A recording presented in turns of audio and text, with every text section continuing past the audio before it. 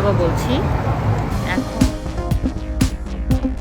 অভিনয় জীবনের পাশাপাশি ব্যক্তি জীবন নিয়েও প্রায়ই আলোচনায় থাকেন অভিনেত্রী সোহানা সাবা। গুঞ্জন ছিল চুটিয়ে প্রেম করছেন সাবা। এবার এই গুঞ্জনের অবসান ঘটালেন অভিনেত্রী নিজেই। ফের বিয়ে করেছেন তিনি।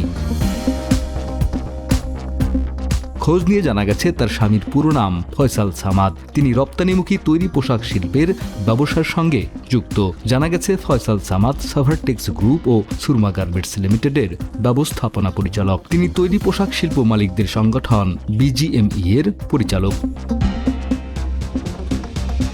ফয়সালের সঙ্গে সম্পর্কের শুরু কিভাবে আর কেন তাকেই জীবনসঙ্গী হিসেবে বেছে নিয়েছেন এ প্রসঙ্গে কথা বলেছেন সোহানা সাবা। তিনি বলেন, প্রথম দেখাতেই মনে হয়েছিল এই মানুষটার জন্যই অপেক্ষা করেছি এতদিন, কিন্তু তাকে বা কাউকে সেটা বুঝতে দেইনি। সেই আমাকে নক করে ভালোবাসার কথা যখন জানায় তখন তাকে হ্যাঁ বলেছি।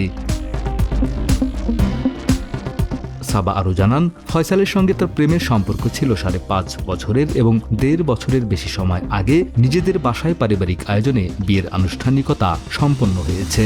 নাটক ও চলচ্চিত্র নির্মাতা মুরাদ পারভেজের সঙ্গে প্রায় 10 বছরের সংসার ছিল সোহানা সাবার। 2015 সালে সেই দাম্পত্য জীবনের ইতি ঘটে।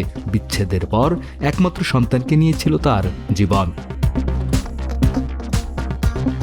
দীর্ঘ প্রেমের পর নতুন জীবনে পা রাখার খবর এতদিন ব্যক্তিগতই রেখেছিলেন সোহানা সাবা। এবার নিজেই সেই খবর প্রকাশ করায় তার ব্যক্তি জীবন নিয়ে তৈরি হওয়া দীর্ঘদিনের কৌতূহলেরও অবসান হলো।